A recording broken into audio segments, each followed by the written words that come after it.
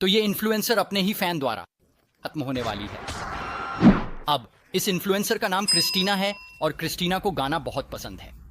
और एक दिन जब वह लगभग 15 साल की होती है, उसकी दोस्त उसे मनाती है कि वह YouTube पर हैना मोंटाना के एक गाने का कवर गाते हुए एक वीडियो पोस्ट करे। तो ऐसा करती है और क्रिस्टीना के आश्चर्य की बात है, बहुत जल्दी उस वीडियो को थोड़ी लोकप्रियता मिल जाती है, दर्जनों हजारों व्यूज। बुरा नहीं, लेकिन सबसे महत्वपूर्ण बात यह है कि लोगों को यह पसंद है और उन्हें वह पसंद है।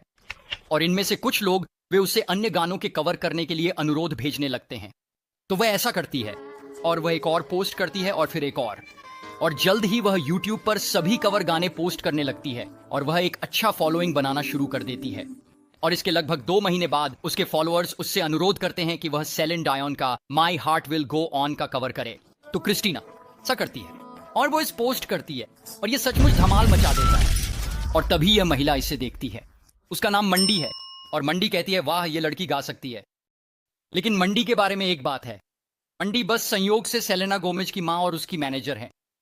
तो सेलेना गोमेज की माँ और उसका स्टेप डैड, ये आदमी इस समय वे दोनों मिलकर सेलेना का प्रबंधन करते हैं।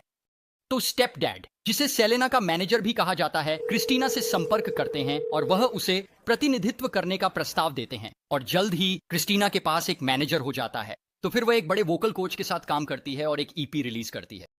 और फिर बूम, सेलेना गोमेज उससे कहती है कि वह उसके साथ टूर पर जाएं, उसके ओपनिंग एक्ट के रूप में। और वे में बहुत अच्छे दोस्त बन जाते हैं।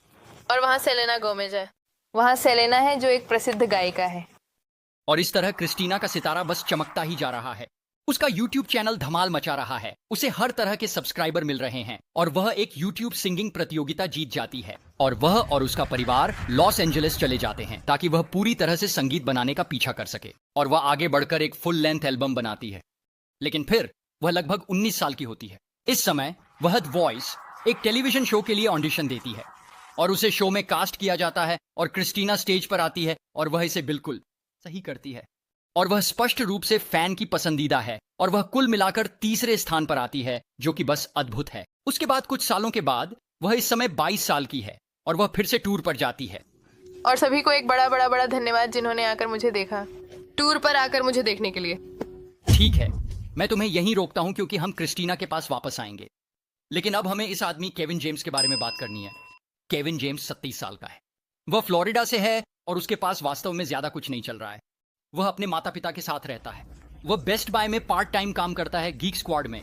उसके पास केवल एक दोस्त है, इसलिए वह थोड़ा अकेला है। वह ओवरवेट है और उसके बाल झड़ रहे हैं, जिसमें कोई बुराई नहीं है, किसे परवाह है। लेकिन केविन जेम्स वास्तव में इसके बारे